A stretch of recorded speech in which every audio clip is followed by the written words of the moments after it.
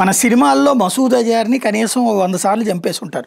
చిన్న సినిమాల నుంచి పెద్ద సినిమాల దాకా అరే మసూద్ అజార్ రారా అని చెప్పి మన హీరోలు అంటాం. మసూద్ అజార్ పాత్రలో ఉన్నాడు ఏ అంటూ వస్తాడు. ఆ పైన మన హీరో 4 కొట్లు కొట్టగానే ఎగిరి పడిపోయి చచ్చిపోతూ ఉంటాడు. కానీ వాడు మాత్రం మన పార్లమెంటు మీద దాడి నుంచి ఇప్పటిదాకా అనేక దాడుల్లో కీలకమైనటువంటి సూత్రధారిగా పాత్రధారిగా ఉన్నాడు. వాడిని లేపేయడానికి మొన్న మనం మిస్సైల్స్ వేసాం. వాళ్ళ ఉగ్రవాద శిబిరాలకు సంబంధించినటువంటి బిల్డింగుల మీదనే వేసాం.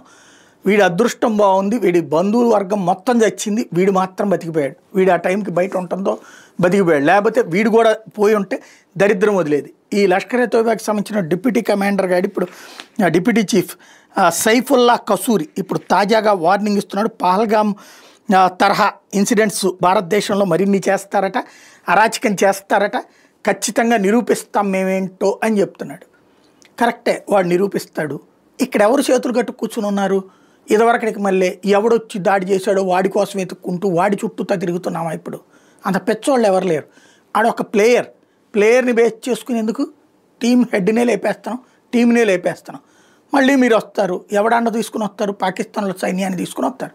పాకిస్తాన్ సైన్యం సహకారంతో ఐఎస్ఐ డబ్బులతో లేకపోతే అక్కడ ఉన్నటువంటి వెనకాల ఉండే వాళ్ళ ద్వారా తీసుకుని వస్తారు. గుడ్. ఇక్కడ కూడా అరాచకం చేస్తారు, ఏదో ఒక విధ్వంసం చేస్తారు. ఇదివరకే మళ్ళీ వెర్రియాతో ప్రభుత్వాలు లేవే. ఇప్పుడు ఖచ్చితంగా ఏమవుతుంది? నువ్వు దాడి చేస్తావు. మొన్న చంపి మరి వెళ్ళి చెప్పుకో మోడీకి అన్నారు. మోడీకి చెప్తే ఏమైంది? పాకిస్తాన్కి ఉచ్చబడింది. పాకిస్తాన్కి సంబంధించినటువంటి వాళ్ళకి ఇవాళకి కూడా కంటి మీద నిద్ర రాకుండా ఉంది. ఏ టైంలో వచ్చి ఎవరేం చేస్తారో అన్నట్టు. భారతదేశం కొట్టిన దెబ్బకి వాళ్ళకి సంబంధించినటువంటి వాయు స్థావరాలు దెబ్బతిన్నాయి, వాళ్ళకి సంబంధించిన ఉగ్రవాద శిబిరాలు దెబ్బతిన్నాయి. ఇదే మసూద్ అజర్ గాడికి సంబంధించిన కొంపలో వాళ్ళందరూ చచ్చారు, శవాలయ్యి ఉన్నారు. రేపు పొద్దున ఊరుకుంటారా? ఇంకో 100 దాడులు జరుగుతుంది. భారతదేశం పాకిస్తాన్ ఏమైనా వదిలిపెడుతుందా ఏంటి? తీవ్రవాది చర్యలకి చూస్తా కూర్చుని ఆ వచ్చినోడు వెనకాల తిరుగుతా దర్యాప్తు సంస్థలను అట్టాకి కాలక్షేపం చేసే రోజులు కాదు ఇవి. మూలాలను లేపేసేటటువంటి రోజులు.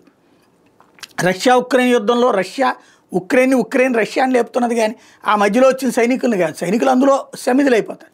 అట్లా రేపు పొద్దున ఈడు కూడా రేపో మాపో వస్తాడు. కాకపోతే ఈ ఓవర్ కాన్ఫిడెన్స్ మాత్రం ముచ్చటేస్తుంది అన్నమాట.